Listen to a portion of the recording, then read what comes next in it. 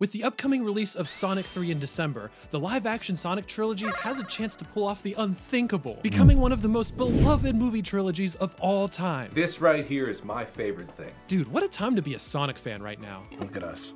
Hey, look at us. Look at us. Huh? Who would have thought? Not me. And all Sega and Paramount have to do is implement these 5 things off of my Sonic 3 wish list. That's it. But just don't take my word for it. Let's jump right in. So let's start out with some honorable mentions. Shadow Edition. First, let's embrace the edginess. Let Shadow swear. Just once. I'm not asking for anything too vulgar, because remember, this is still a kid's movie. Idiot! But how hilarious would it be if we got a recreation of this scene? Where's that damn 4th Chaos Emerald? Shadow's over here like, where is that 4th Chaos Emerald? I can only imagine that Sega was like, okay, fine, you can have one game where Sonic and his friends can say no words, but that's it. A few minutes later. You've got to be kidding me, guys. This is like taking candy from a baby, which is fine by me. Also, Shadow has to use a gun at least once in the movie, right? It doesn't have to be a permanent thing. Maybe if he's attacked by gun agents or something, he could, I don't know, like use one of their weapons or at least pick it up for a second. He doesn't even need to fire it. Just give us a little, and I mean a little nod to his controversial 2005 game.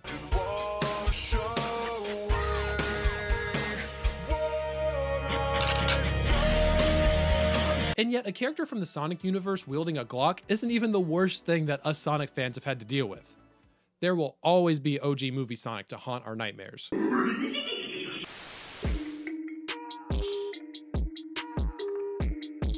Sonic 3 is rumored to have heavy inspiration from the Sonic Adventure 2 video game, which also happens to be one of the most beloved games in the franchise. If that's true, then I think this is going to be a great opportunity to introduce some characters from that game. For example, I would love to see a character like Amy Rose added to the movie roster. She's been a staple of the series all the way back to Sonic CD, and I could foresee a lot of fun interactions between her and Sonic. Although, maybe dial back on the clingy girlfriend shtick a little bit. Gotcha, my darling Sonic. This time there's no way out of marrying me. She belongs to the streets. Another character that would make sense is Rouge the Bat, who coincidentally was also introduced in Sonic Adventure 2 for the first time, and was a secret agent who worked for Gun. On paper, it makes a lot of sense to add her, especially considering her complicated history with Shadow and Eggman. Plus, I gotta say, 8-year-old me was down bad for Rouge, for no particular reason.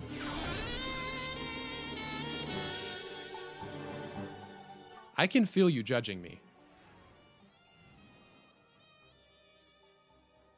I was a kid, man. What did you expect? Whoever they choose to add, I hope they do the characters justice and make them fit naturally into the story. So far, Paramount has given me 0 reasons to doubt their intentions, so I am optimistic. Speaking of the story though, I do hope they dial back more of the human storylines. Don't get me wrong, I love Tom and Maddie, and I really appreciate what they've done for the live-action Sonic movies. But we're reaching a crossroads in the franchise where human characters are starting to play less of a major role in Sonic's development, especially in the second half of Sonic 2. Randall! Wifey's home!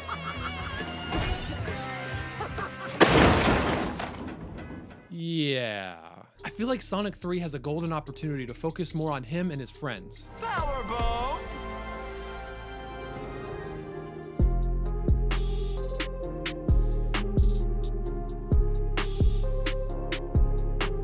If you're not familiar with who Maria is, let me fill you in. Maria Robotnik was the cousin of Dr. Eggman and the granddaughter of Gerald Robotnik. She was born and raised on the Space Colony Ark, but she suffered from a terminal illness that prevented her from leaving the space station. Hoping to cure Maria's disease, Gerald Robotnik created Shadow the Hedgehog as the ultimate life form, with the intention of using Shadow's DNA to save his granddaughter. Shadow and Maria became very close friends, and they shared a bond that transcended their differences. However, their time together was short-lived. A military task force named Gun was sent to destroy all traces of the Ark, fearing that Gerald's experiments were too dangerous. Maria sacrificed herself to save Shadow, sending him to Earth in an escape pod. She was fatally shot by a gun soldier who tried to stop their escape. Gerald Robotnik was also captured, and he was executed by firing squad. Huh? Yes, you heard me right. Child deaths and firing squads are canon in the Sonic lore.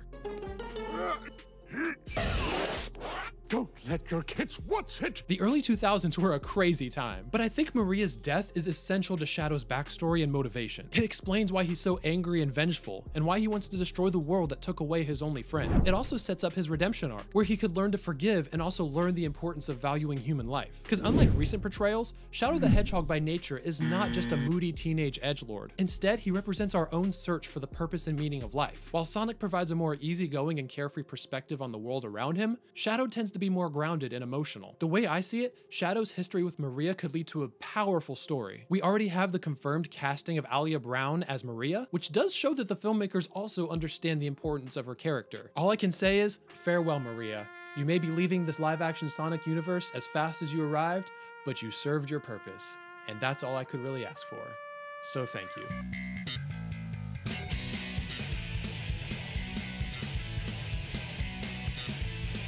Probably the single greatest thing about Sonic the Hedgehog is his music. Sonic tracks are catchy, diverse, iconic, and regardless of the actual quality of each individual game, you can bet that the soundtrack is always going to be a banger. Hey, want to listen to some tunes?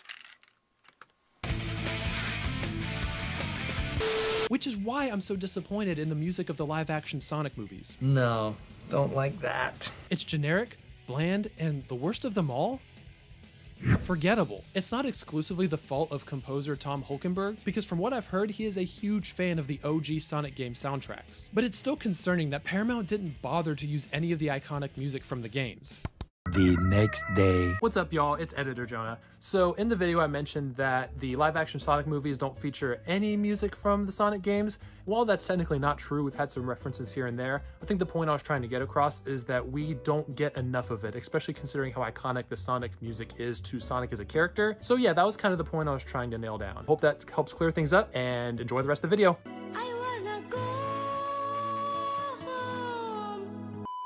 It's been a rare miss by Paramount, and that's why I hope that Sonic 3 will have more remixes of past popular songs, which in essence captured the spirit of the entire franchise. I think we might be on the right track, because I lost my mind when I heard the orchestral rendition of Live and Learn when they introduced the Sonic 3 movie logo.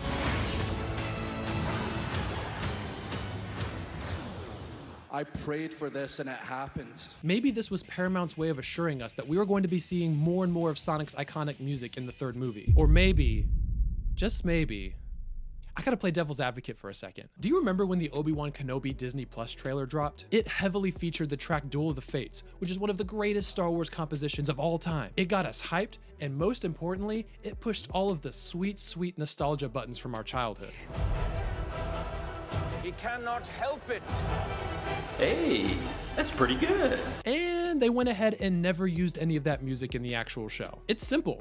Star Wars fans just straight up got bamboozled. You know what they say? Fool me once, strike one. But fool me twice, strike three. I don't want Sega to make that same mistake. Don't tease us with a good time. Let's dive headfirst into the iconic music of Sonic.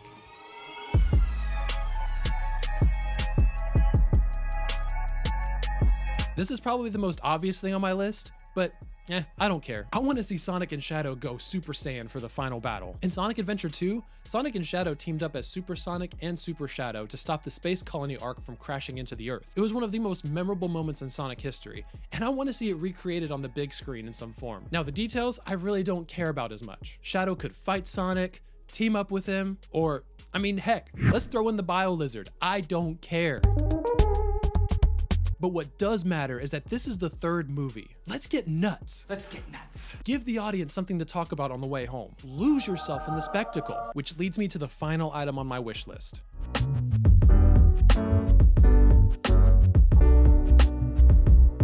This is essentially all of the previous items from my wish list, all wrapped into one. I want to see more of the Sonic locations and less of Earth. I want to see more of the Sonic lore and less of the boring human plot lines. Let Jim Carrey go out with a bang and wear a fat suit as his final iteration of Dr. Eggman. Basically, I want to see Sonic 3 be a true blue Sonic film, and not just a generic action movie that just so happens to have Sonic in it. The two pre-existing Sonic films have been so successful because they appeal to both casual audiences and die-hard Sonic fans alike. But now, it's time to consider the endless possibility.